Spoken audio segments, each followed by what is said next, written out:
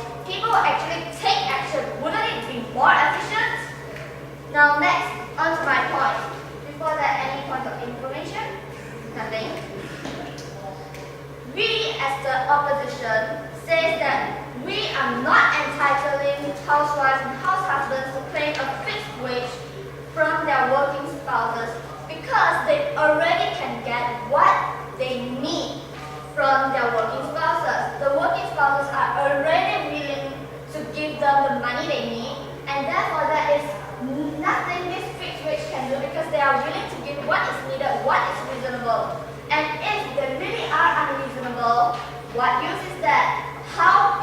government ensure that these working spouses will actually give these housewives and house husbands the exact percentage at the exact time every month. Because we think that at fixed wages, we are saying that you're giving like every month, like working wages. So are you going to like give policemen to say you walk down that street, tell the 10 houses there and ask them, did you pay your wife? Did you pay your wife? She's taking care of your kids. Are you paying her to clean up the mess for the house? Obviously you don't go there. You don't go there and ask, hey, how's your wages? Oh, your wages are, let's say, 10 million. Are you giving 10% of that to your wife? Obviously, policemen, because we are assuming you are using someone to take care of all this, ensuring that the law is being brought out, is being done, that this is an unnecessary usage of resources. We think that this is very unnecessary, it wastes resources, and in the end, it's still unnecessary and it's not feasible. Because you can't waste the time, the government don't have the time, the money, and the resources to go around every houses asking them, did your working spouse pay you the exact amount on the exact time, and is it proving up to your needs? So obviously, we have proven that this action is actually not feasible.